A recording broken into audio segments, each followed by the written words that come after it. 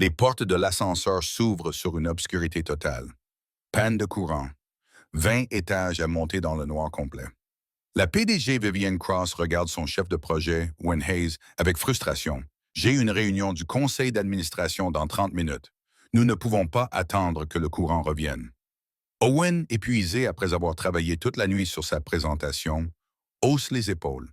Alors nous monterons avec ses talons. Impossible. Je pourrais vous porter. Vivienne rit. Tu me porterais sur 20 étages? J'ai été pompier pendant 10 ans avant d'occuper ce poste. 20 étages, ce n'est rien. D'accord. Mais si tu y arrives, je t'accorderai une condition. Tout ce que tu veux. Elle ne s'attendait pas à ce qu'il réussisse ni à ce qu'il demanderait. Avant de commencer, dis-moi d'où tu regardes cette vidéo. Maintenant, commençons. Owen Hayes, 33 ans, père célibataire d'une fille de 6 ans, Mia se tenait dans le hall sombre de Cross Industries, fixant les 20 étages d'escalier. Sa PDG, Vivienne Cross, se tenait à côté de lui dans un tailleur de créateur et des talons de 10 cm, l'air agacé. C'est ridicule. Le courant devrait revenir d'une minute à l'autre. Les générateurs de secours sont également en panne. Cela pourrait prendre des heures avant qu'ils ne le réparent. Je ne peux pas manquer cette réunion du conseil d'administration. C'est la revue trimestrielle. Ils vont saisir la moindre occasion pour remettre en question mon leadership. Owen regarda Vivienne. Elle avait 31 ans, était brillante, féroce, et avait repris Cross Industries à la mort de son père 2 ans auparavant. Le conseil d'administration, composé d'hommes 2 fois plus âgés qu'elle, remettait constamment en question son autorité. Alors nous allons monter, dit-il simplement. Je ne peux pas monter 20 étages en talons. Enlevez-les, les escaliers sont sales, alors je te porterai. Viviane le fixa du regard. Tu plaisantes? Non, j'ai été pompier pendant 10 ans. J'ai porté des gens dans des immeubles en feu, 20 étages dans une cage d'escalier propre. C'est facile. Owen, je ne suis pas une demoiselle en détresse. Je sais que tu es mon patron et que tu dois te rendre à une réunion. Laisse-moi t'aider, réfléchit Vivien. Elle n'était la patronne d'Owen que depuis 6 mois, depuis qu'elle l'avait débauché chez un concurrent.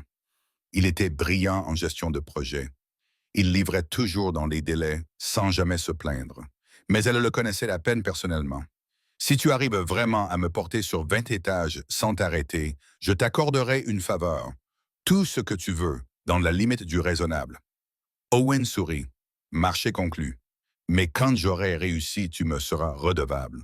Ce n'est pas une question de si, mais de quand. Je ne rate jamais, mademoiselle Cross. Vivien retira ses talons. Owen s'agenouilla et lui fit signe de grimper sur son dos à califourchon. C'est le moyen le plus efficace pour monter les escaliers. Vivien hésita, puis grimpa. Owen se releva facilement, ajustant son poids. Accroche-toi bien, ne lâche pas avant d'arriver au 20e étage. Ils commencèrent à monter. Le premier étage fut facile. Owen respirait régulièrement. Ses pas étaient assurés. Tu étais vraiment pompier? Demanda Vivienne. Pendant 10 ans. J'ai démissionné il y a 3 ans, quand ma fille est née. Pourquoi avoir démissionné? Ma femme est morte en couche. Je ne pouvais pas risquer de laisser Mia orpheline. Vivienne se tut. Elle ne savait pas cela. 5e étage. Owen n'avait pas ralenti le rythme. Pourquoi avez-vous choisi ce métier? Demanda Vivienne. La gestion de projet est ennuyeuse comparée au métier de pompier. C'est mieux payé et les horaires sont normaux. Je peux aller chercher Mia à l'école, préparer le dîner, la coucher. Le métier de pompier impliquait des horaires aléatoires et des moments manqués. Vous avez choisi votre fille plutôt que votre carrière. Elle en vaut la peine à chaque fois. 10e étage. À mi-chemin, Owen s'arrêta pour boire de l'eau de son sac à dos. Tu t'étais préparé à cela, fit remarquer Vivien. J'ai toujours des provisions avec moi, c'est une vieille habitude. De mon métier de pompier, de mon statut de parent célibataire, je suis toujours prêt à tout. Ils continuèrent à monter.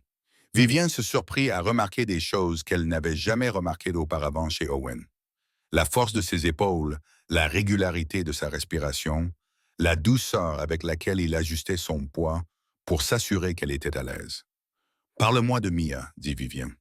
Elle a 6 ans, elle est obsédée par les dinosaures dans l'espace, elle veut être astronaute paléontologue, ce qui, selon elle, est un vrai métier. Ça a l'air ambitieux. Elle tient ça de sa mère. Sarah était neurochirurgienne, brillante, motivée, déterminée à changer le monde. Je suis désolé que tu l'aies perdue. Moi aussi, mais elle m'a donné Mia. C'est tout ce qui compte. 15e étage. La respiration d'Owen était légèrement plus lourde, mais toujours contrôlée. Vous allez vraiment y arriver, dit Vivian surprise. Je vous avais dit que je ne ratais jamais. Que vas-tu demander? Ton état? Tu le découvriras au 20e étage. 17e étage. Les bras de Vivian étaient fatigués à force de se tenir, mais Owen ne montrait aucun signe de fatigue. Je peux te poser une question, dit Owen. Bien sûr. Pourquoi as-tu si peur du conseil d'administration? Je n'ai pas peur. Si tu as peur, je t'ai vu te préparer pour ces réunions.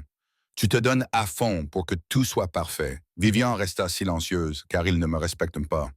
Je suis jeune. Je suis une femme et j'ai hérité de cette entreprise au lieu de la mériter. Ils attendent que j'échoue. Alors prouve-leur qu'ils ont tort. J'essaye tous les jours. Tu y es déjà parvenu.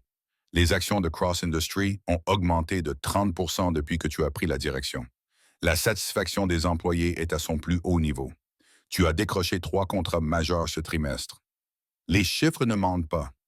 Le conseil d'administration continue de remettre en question chacune de tes décisions parce qu'ils sont intimidés. Tu es plus intelligente et plus compétente qu'eux. Cela effraie ces vieillards qui pensent que leur âge leur donne le droit d'avoir le pouvoir. Vive ne rit malgré elle. Tu ne peux pas parler ainsi du conseil d'administration. Pourquoi pas? C'est la vérité. 19e étage. On y est presque.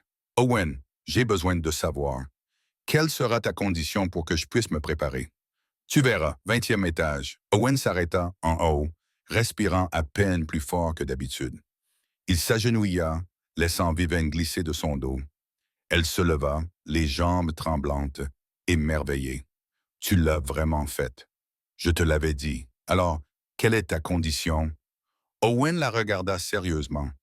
Dîne avec moi ce soir, pas en tant que ma patronne, mais en tant que toi-même. Laisse-moi t'emmener quelque part. Tu n'as pas besoin d'être Vivian Cross, la PDG. Juste Vivian. Vivian cligna des yeux. C'est ce que tu veux, un rendez-vous pour dîner. Oui. Pourquoi? Parce que depuis 6 mois que je travaille pour toi, je t'ai vu te tuer à la tâche. Tu arrives avant tout le monde. Tu pars après tout le monde. Tu déjeunes à ton bureau. Tu prends des appels pendant le week-end. Quand vivez-vous, Viviane? Je n'ai pas le temps de vivre. J'ai une entreprise à diriger. Tout le monde a le temps. Il suffit de choisir de le prendre. Alors, j'utilise ma condition pour vous pousser à choisir. Un dîner, 3 heures, pas de discussion sur le travail, juste vous et moi pour faire connaissance. C'est tout à fait inapproprié. C'est pourquoi j'utilise ma condition. Vous avez promis tout ce qui était raisonnable. Un rendez-vous est raisonnable. Un dîner. Est-ce vraiment si déraisonnable? Vivienne regarda Owen. Vraiment? Elle le regarda. Elle vit l'intérêt sincère dans ses yeux, l'espoir, la vulnérabilité de sa demande. Un dîner, accepta-t-elle. Mais Owen, je suis ta patronne. Cela pourrait compliquer les choses. La vie est déjà compliquée. Autant la rendre intéressante aussi. Vivienne arriva au restaurant à 19h avec 15 minutes d'avance, car elle était toujours en avance. Owen était déjà là, debout dehors, vêtu d'un jean et d'une belle chemise au lieu de sa tenue de travail habituelle. Tu es en avance, dit-il. Toi aussi. C'est une habitude de pompier d'être toujours en avance. Le restaurant était petit, intime, pas le genre d'endroit où Vivien avait l'habitude d'aller. Pas de prétention, pas de scène, juste de la bonne nourriture et une conversation tranquille. Comment as-tu trouvé cet endroit, Yano? Demanda-t-elle après qu'ils se furent assis. Ma femme et moi venions ici avant Meia, quand nous sortions seul ensemble. C'est discret. La nourriture est incroyable et personne ne nous reconnaîtra, ni ne nous dérangera. Tu m'as emmené dans un endroit où tu allais avec ta femme. Je t'ai emmené dans mon endroit préféré. Sarah approuverait. Hein? Comment le sais-tu? Parce qu'elle disait toujours que la vie était trop courte pour ne pas tenter sa chance avec les personnes qui comptent. Je compte. Tu pourrais, si nous le permettions. Le serveur est venu prendre leur commande. Après son départ, Vivienne a dit « Parle-moi d'elle. » Sarah, tu es sûre? La plupart des gens ne veulent pas entendre parler de la femme décédée lors d'un premier rendez-vous. Je ne suis pas comme la plupart des gens et je veux te comprendre. Owen lui a donc raconté sa rencontre avec Sarah à l'université, son dévouement à devenir chirurgienne, leur mariage 2 jours après le début de son internat, parce qu'elle n'avait pas le temps d'organiser une grande cérémonie. Elle travaillait sans relâche, dit Owen, sauvant des vies, changeant le cours des choses. J'admirais son dynamisme, même si cela signifiait que nous nous voyions à peine. Qu'est-ce qui a changé? Elle est tombée enceinte. Ce n'était pas prévu. Nous avions parlé d'avoir des enfants, mais nous pensions avoir le temps. Au début, elle était terrifiée, inquiète de devoir concilier sa vie de mère et sa carrière. Mais elle a décidé de garder le bébé. Elle a décidé de garder Mia. Et elle était tellement enthousiaste. Elle a fait des projets, lu des livres, se préparé, puis il y a eu des complications pendant l'accouchement. Une hémorragie qu'ils n'ont pas pu arrêter. Elle est morte 2 heures après la naissance de Mia. Et depuis, tu élèves Mia tout seul. Ma mère m'aide. Les parents de Sarah viennent nous rendre visite quand ils le peuvent. Mais oui, la plupart du temps, c'est juste Mia et moi. C'est pour ça que tu as quitté les pompiers. Je ne pouvais pas prendre ce risque. Si je mourais en intervention, Mia serait orpheline. Elle avait besoin d'au moins un parent. Vivian tendit la main par-dessus la table et prit celle d'Owen. Tu es un bon père. J'essaie. Maintenant, parle-moi de toi. Pourquoi la brillante PDG de Cross Industries se tue-t-elle à la tâche? Parce que je dois prouver que je mérite d'être ici. À qui? Au conseil d'administration. À moi-même. Elle lui parla de son père. James Cross, homme d'affaires légendaire, avait bâti son entreprise à partir de rien. Il avait préparé Vivian depuis son enfance à prendre la relève, mais il était mort subitement d'une crise cardiaque 2 ans auparavant. J'avais 29 ans. Le conseil d'administration voulait embaucher un PDG extérieur. Ils disaient que j'étais trop jeune, trop inexpérimenté. J'ai dû me battre pour conserver le poste que mon père m'avait destiné. Et tu te bats depuis lors. Chaque jour, chaque décision, chaque succès est attribué à la chance ou aux fondations de mon père. Rien de ce que je fais n'est jamais suffisant. C'est suffisant, Viviane. Vous êtes suffisante. Comment pouvez-vous dire cela? Vous me connaissez à peine. Je sais que vous venez tous les jours et que vous donnez tout. Je sais que vous vous souciez de vos employés. Vous avez appris tous leurs noms en moins d'1 semaine après avoir pris la direction. Je sais que vous avez fait don de l'intégralité de votre salaire du dernier trimestre au fonds d'aide aux employés. Je sais que tu travailles sur ce projet de logement abordable, même s'il ne sera pas rentable, parce que tu penses que c'est la bonne chose à faire. Comment sais-tu tout ça? Parce que je suis attentive. Tu es une personne incroyable, Viviane. Pas seulement en tant que PDG, mais en tant que personne. Viviane sentit les larmes lui monter aux yeux. Je ne me souviens pas de la dernière fois où quelqu'un m'a vu simplement comme Viviane. Alors laisse-moi continuer à te voir ainsi. Pas comme ma patronne, mais comme Viviane. Ils ont discuté pendant le dîner, le dessert, le café, de tout. De leur enfance, de leurs rêves, de leurs peurs, de leurs espoirs. Owen lui a parlé de la dernière obsession de Mia pour les constellations. Elle m'oblige à l'emmener dehors chaque nuit claire pour regarder les étoiles. Elle me montre Orion, Cassia, la Grande Ourse. C'est mignon, il fait froid. Mais voir son visage s'illuminer lorsqu'elle repère une constellation qui vaut la peine de se geler. Tu aimes vraiment être son père. C'est la meilleure chose que j'ai jamais faite, mieux que tous les incendies que j'ai éteints, toutes les vies que j'ai sauvées. Être le père de Mia est ma plus grande réussite. Je t'envie d'avoir quelque chose que tu aimes autant. Tu pourrais l'avoir. Une famille, je veux dire, si tu le voulais. Je n'ai pas le temps pour une famille. Tu ne prends pas le temps. Il y a une différence. L'entreprise a besoin de moi. L'entreprise a besoin d'un PDG. Elle n'a pas besoin que tu sacrifies toute ta vie. Viviane, à quand remonte la dernière fois où tu as fait quelque chose juste pour toi, pas pour l'entreprise, pas pour prouver quoi que ce soit, juste parce que cela te rendait heureuse? Viviane réfléchit.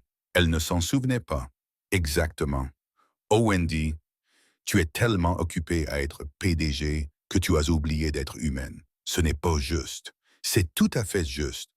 Écoute, je ne te dis pas de quitter ton travail ou de cesser de t'en soucier.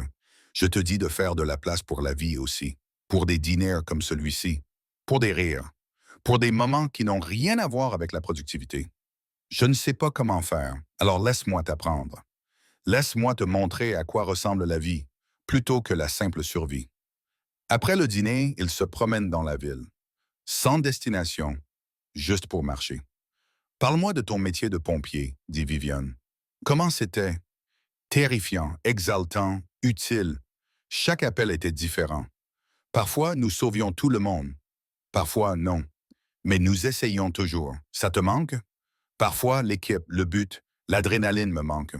Mais j'aime encore plus être là pour Mia. Tu as renoncé à ton rêve pour elle. J'ai trouvé un nouveau rêve, être le parent dont elle a besoin. Ils arrivèrent devant l'immeuble de Viviane, restèrent dans le hall, aucun des deux ne voulant que la soirée se termine. Merci pour cette soirée, dit Viviane. Merci d'avoir dit oui. Owen, c'était vraiment agréable, mais tu es toujours mon employé.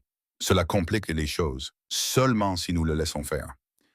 Viviane, je ne te demande pas de m'épouser ou de changer ta vie. Je te demande une chance. Plus de dîners, plus de conversations, plus de moments où tu es juste Viviane et où je suis juste Owen. Et Mia, les relations amoureuses entre parents célibataires sont compliquées. C'est vrai, mais si cela devient sérieux, j'aimerais que tu la rencontres. Pas demain, mais à terme. Je ne sais rien des enfants. Mia est facile. Il suffit d'écouter ses anecdotes sur les dinosaures et de faire semblant de comprendre ses cartes des constellations. Vivian Henry. D'accord, plus de dîners. Mais Owen, nous devons faire attention au travail. Je te promets que je resterai totalement professionnel. Et si ça ne marche pas, nous gérerons cela comme des adultes. Mais Vivian, et si ça marchait? Et si c'était le début de quelque chose d'incroyable? Ça fait beaucoup de si. La vie est pleine de et si. La question est de savoir si vous êtes assez courageux pour le découvrir. Vivian regarda Owen, cet homme qui l'avait porté sur 20 étages sans se plaindre, qui la voyait comme plus qu'une PDG, qui la faisait rire, réfléchir et se sentir vivante. D'accord, découvrons-le. Elle l'embrassa doucement, brièvement, pleinement prometteur. Lorsqu'ils se séparèrent, Owen sourit. C'est un bon début. Ne prends pas la grosse tête. Trop tard. Au cours des 2 mois suivants, ils se sont fréquentés en secret. Dîner après le travail, promenade le week-end, longue course de fil après que Mia se soit endormie.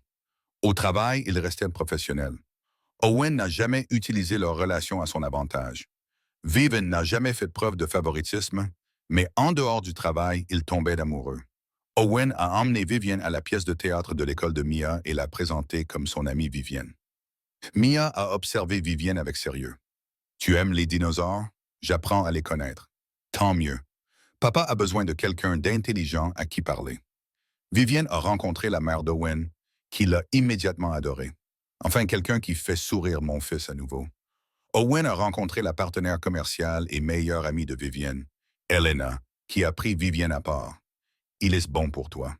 Tu es différente avec lui. Plus légère. Est-ce que c'est mal? C'est merveilleux. Fais juste attention. Mais il était difficile de faire attention quand tomber amoureuse était si agréable. 3 mois après le début de leur relation, tout a explosé. Un membre du conseil d'administration a vu Owen et Vivienne dîner ensemble, a pris des photos et les a distribuées à l'ensemble du conseil, avec une note remettant en question le jugement de Vivienne. Le PDG fraternisait avec une employée. C'est inapproprié et cela pourrait justifier un licenciement. Le conseil d'administration a convoqué une réunion d'urgence. Vivienne était assise en bout de table, Owen étant manifestement absent.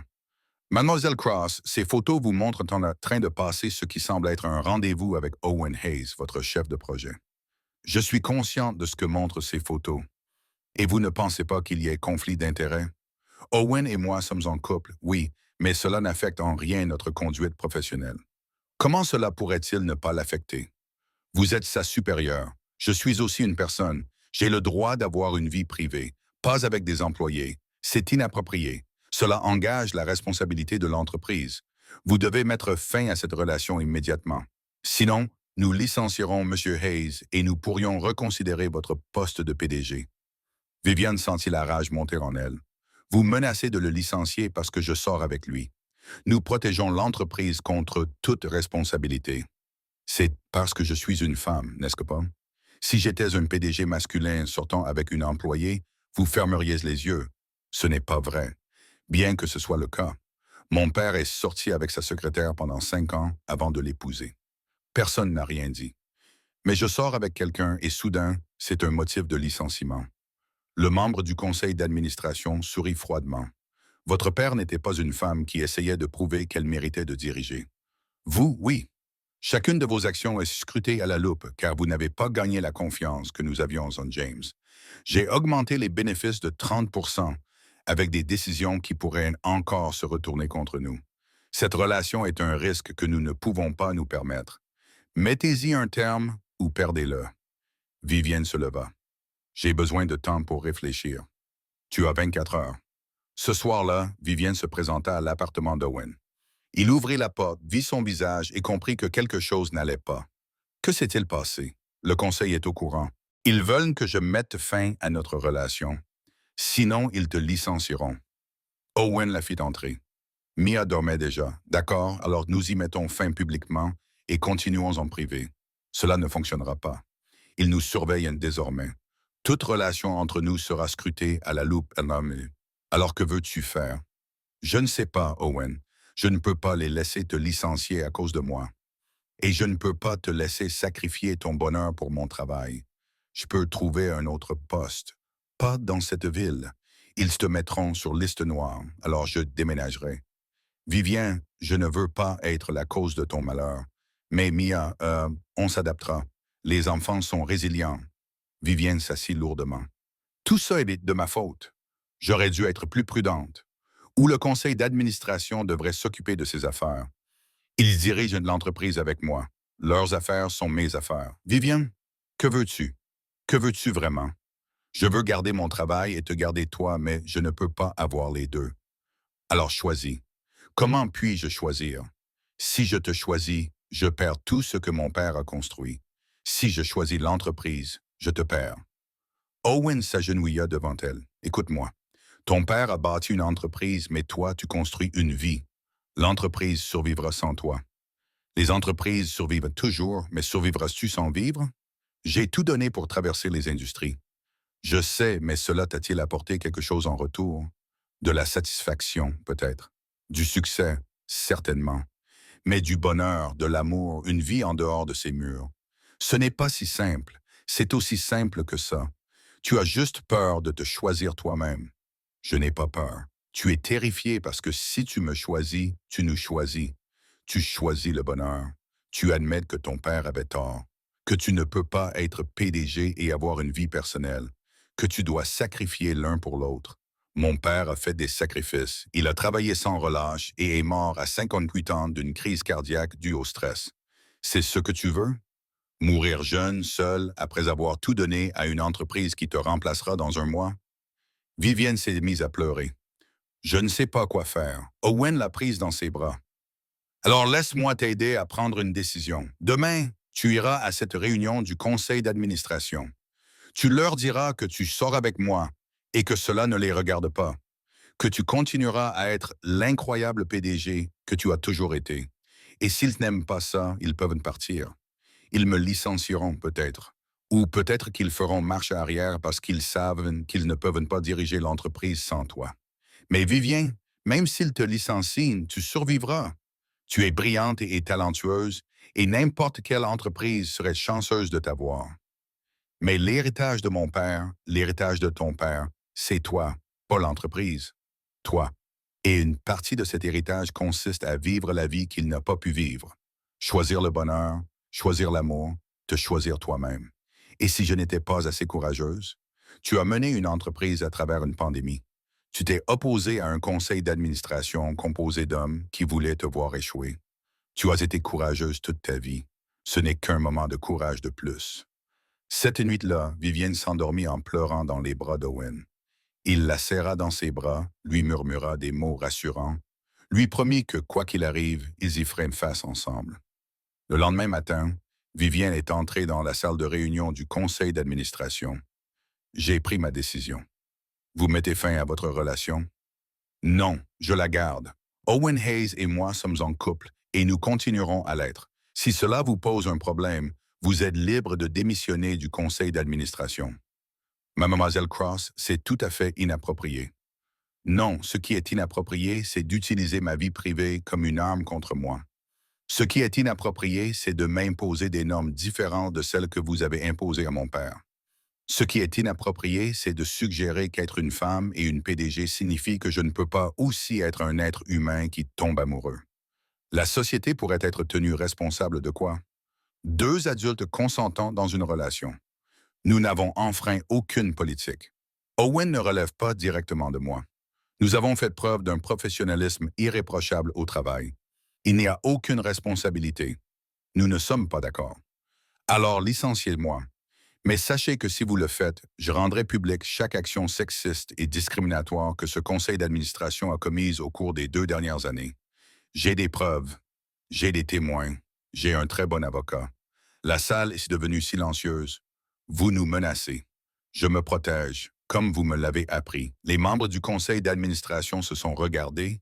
Finalement, le président a pris la parole. Nous allons réfléchir à votre demande. Non, vous allez décider maintenant. Soit vous acceptez que je sorte avec Owen, soit vous me licenciez et vous assumez les conséquences. Un autre long silence s'installe. Très bien, mais mademoiselle Cross, sachez que nous surveillerons de très près tout comportement inapproprié. Surveillez autant que vous voulez. Vous ne trouverez rien. Vivienne sortit de la réunion tremblante, mais triomphante. Elle appela Owen immédiatement. Je l'ai fait. Je leur ai tenu tête et ils ont reculé. Owen, j'ai choisi notre couple. J'ai choisi le bonheur. Je suis fier de toi. Je suis terrifié. C'est comme ça que tu sais que c'est important. Ce soir-là, Owen a préparé le dîner pour Vivienne et Mia. Ils ont mangé tous les trois ensemble. Mia a raconté sa journée tandis que Vivienne et Owen échangeaient des regards. Après que Mia soit allée se coucher, Owen a demandé « Que penses-tu vraiment de cette journée ?» Effrayé, soulagé, responsabilisé, terrifié, tout cela à la fois. Mais aucun regret. Aucun regret. Owen, j'ai passé 2 ans à essayer de prouver que je méritais d'être PDG. Aujourd'hui, je réalise que j'essayais de le prouver aux mauvaises personnes.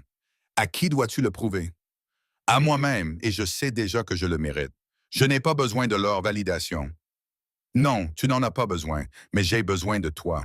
Est-ce normal d'avoir besoin de quelqu'un? C'est plus que normal. C'est magnifique. 6 mois après la réunion du conseil d'administration, Vivienne et Owen ont emménagé ensemble. Mia a eu sa propre chambre dans le penthouse de Vivienne qu'elle a décoré avec des étoiles phosphorescentes. C'est la meilleure chambre qui soit, a-t-elle déclaré.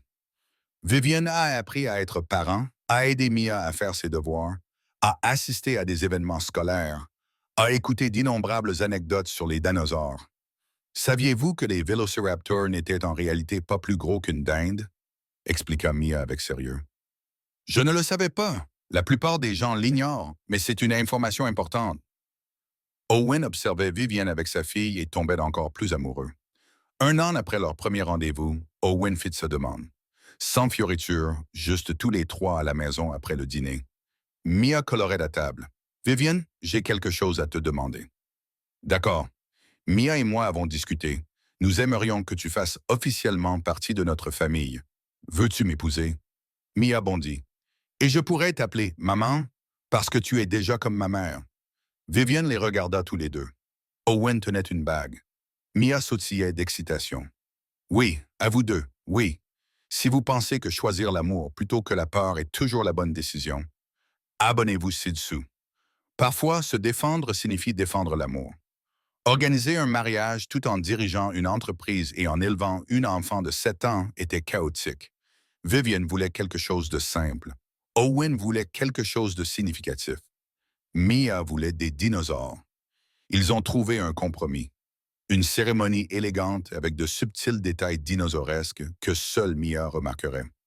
Les centres de table cachaient de petites figurines de dinosaures. Mia murmura avec excitation. « Je les vois, ma chérie. Très astucieux. Les membres du conseil d'administration reçurent les invitations. La plupart envoyèrent des refus polis. Ils te punissent toujours, observa Owen. Je m'en fiche. Les personnes qui comptent seront là.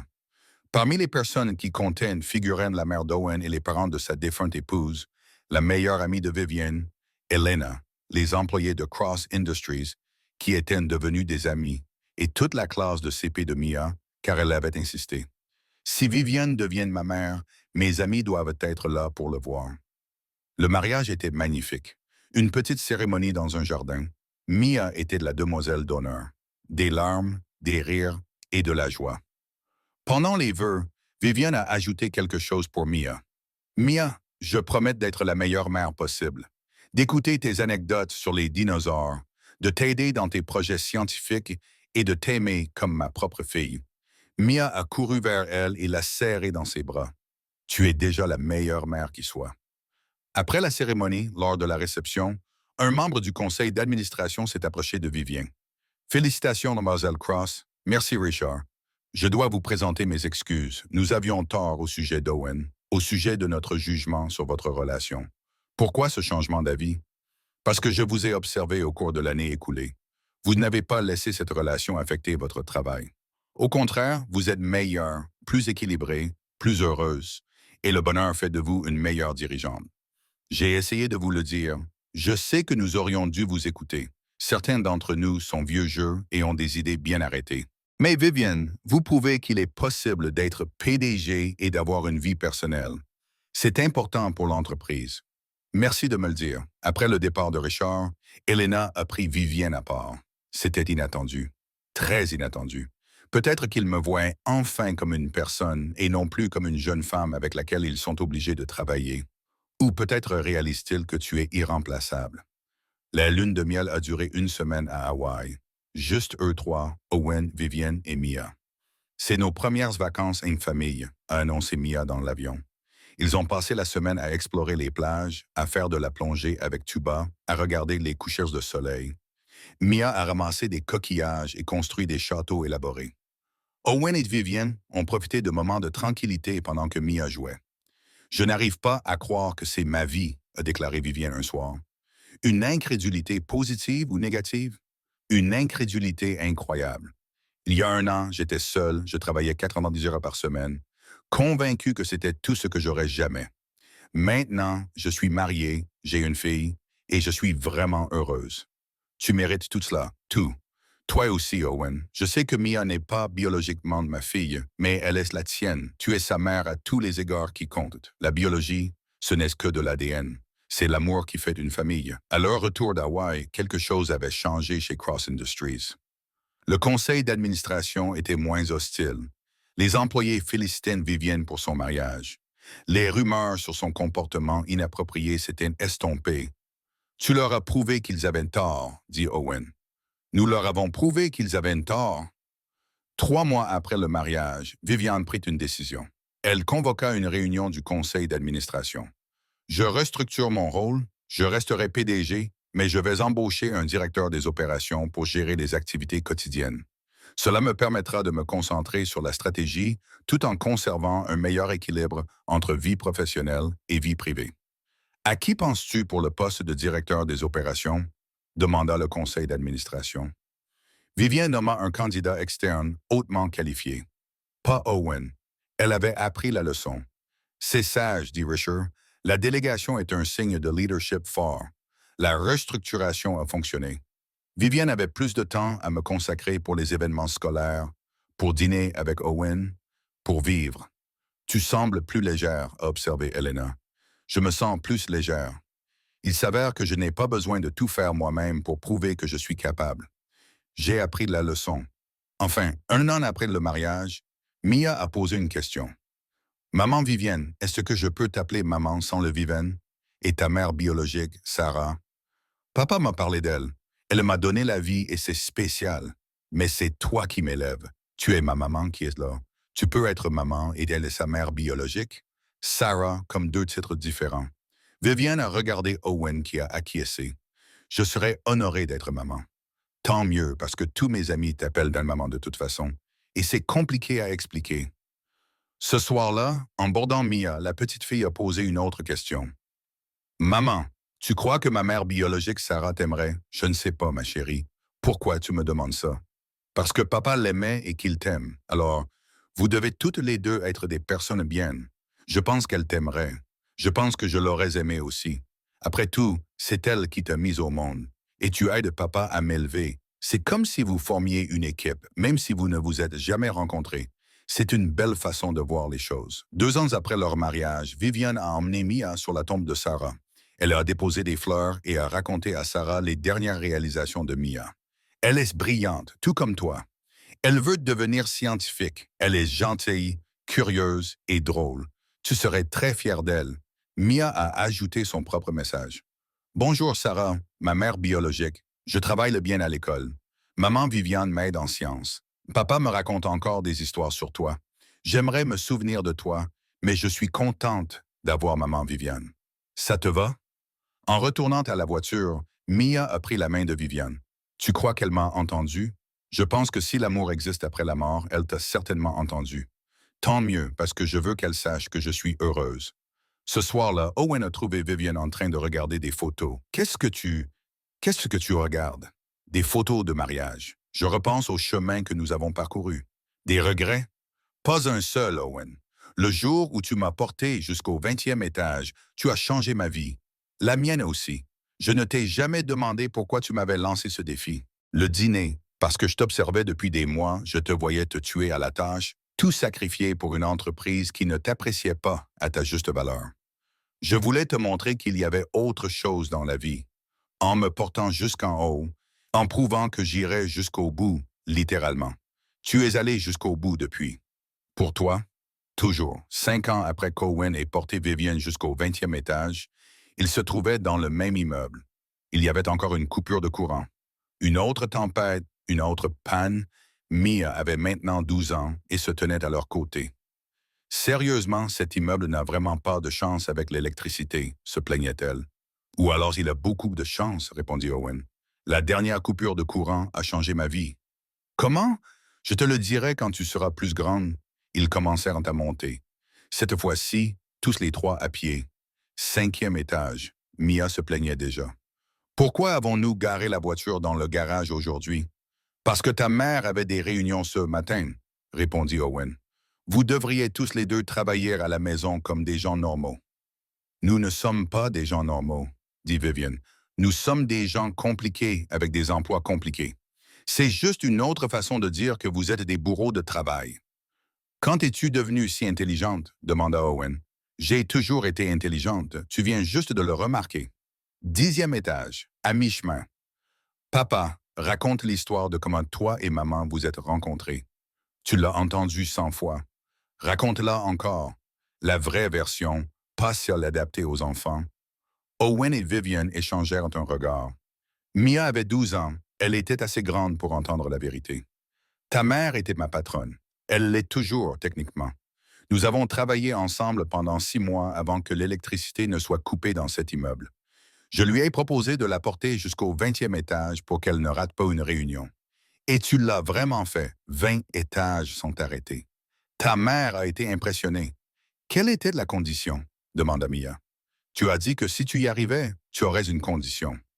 Je l'ai invitée à dîner, pas en tant que patron et employé, juste comme deux personnes qui apprennent à se connaître. C'est tout. Juste un dîner. Juste un dîner. Mais c'était suffisant. 15e étage. Je suis contente que tu l'aies invitée à dîner, dit Mia. Sinon, je n'aurais pas de maman. Tu m'aurais moi, dit Owen. Je sais, mais c'est mieux de vous avoir toutes les deux. Étage 17. Tu te souviens de Sarah, ma mère biologique? Demanda Mia à Vivienne. Je ne l'ai jamais rencontrée. Mais je sais des choses sur elle grâce à ton père et à ses parents. Est-ce que ça te fait bizarre d'être marié à papa alors qu'il était déjà marié à quelqu'un d'autre avant? Parfois, mais Mia, le fait que ton père aime Sarah n'enlève rien à l'amour qu'il me porte. Les cœurs s'élargissent. Ils ne se remplacent pas. C'est ce que dit grand-mère aussi. Ta grand-mère est sage. Étage 19. Maman, je peux te poser une question? Toujours. As-tu déjà regretté d'être devenue ma mère? Tu n'avais pas prévu d'avoir un enfant quand tu as commencé à sortir avec papa. Viviane s'est arrêtée de marcher et s'est agenouillée pour se mettre à la hauteur de Mia. Écoute-moi, tu es le plus beau cadeau inattendu que j'ai jamais reçu. Je n'avais pas prévu de devenir mère. Mais devenir ta mère a été le plus grand privilège de ma vie. Je n'ai aucun regret. Même quand je suis agaçante. Même dans ces moments-là, tant mieux. Parce que je trouve que tu es une très bonne mère. Très bonne. D'accord, vraiment très bonne. Mais ne prends pas la grosse tête. 20e étage. Elles arrivèrent bientôt ensemble au sommet. On a réussi, annonça Mia comme une famille. Oran a dit. Ils se sont dirigés vers le bureau de Viviane. En chemin, les employés les ont salués. Mademoiselle Cross, le courant est revenu dans l'aile ouest. Merci, James. Aye. La proposition de Thompson est sur votre bureau. Merci, Sarah. Maya, qu'est-ce que tu fais ici? Demi-journée à l'école, je passe du temps avec mes parents. Le bureau de Vivien avait changé au fil des ans. Des photos de Mia recouvraient les murs. des photos de vacances en famille, la photo commémorative d'Owen en pompier, un dessin que Mia avait fait en CP et sur lequel était écrit « Ma famille, je préfère ton bureau maintenant ». Mia avait répondu « Pourquoi? Avant, il n'y avait que du travail. Maintenant, il y a toi. » Ce soir-là, après avoir couché Mia, Owen retrouva Vivian sur leur balcon. Elle réfléchissait à ce défi d'il y a 5 ans. Le meilleur défi que j'ai jamais accepté. La meilleure condition que j'ai jamais accordée. Vivian, je peux te dire quelque chose? Toujours. Je l'ai su le jour où je t'ai porté dans les escaliers. J'ai su que tu allais changer ma vie. Comment pouvais-tu le savoir? Parce que tu étais assez forte pour te le laisser porter. Les gens qui réussissent, les gens puissants, ne peuvent généralement pas accepter d'aide, mais toi, tu le pouvais.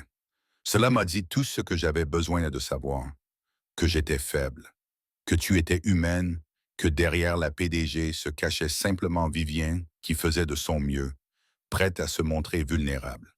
Je suis tombé amoureux de cette Vivienne, la vraie. Je suis tombé amoureux de toi aussi, le pompier devenu chef de projet qui voyait en moi plus que mon titre. Nous avons construit quelque chose de bien, n'est-ce pas? La meilleure chose qui soit, une famille, une vie. Tout ce dont je ne savais pas que j'avais besoin. Ils se tenaient ensemble, regardant la ville. Quelque part en dessous, l'immeuble où Owen avait porté Vivien jusqu'au 20e étage était à nouveau plongé dans l'obscurité. « Tu veux redescendre et recréer notre premier rendez-vous ?» demanda Owen. « Seulement si tu me portes. Marché conclu. » Ils ne sont jamais redescendus. Ils se sont laissés distraire par les rires, les baisers, les discussions sur leur fille et leur vie, et sur la chance qu'ils avaient eue de se trouver. Parce que certains défis ne sont pas faits pour être répétés. Ils sont faits pour être rappelés comme le moment où tout a changé. Quand une PDG a mis au défi un père célibataire de faire ses preuves, et qu'il a prouvé qu'il pouvait la porter partout, même dans la vie qu'ils ont construite ensemble. Si vous croyez que les meilleurs défis mènent aux plus grandes récompenses et que l'amour commence souvent par des chances impossibles, abonnez-vous à Solo Parent Stories pour découvrir d'autres histoires de courage, de connexion et de choix d'être porté quand vous en avez besoin.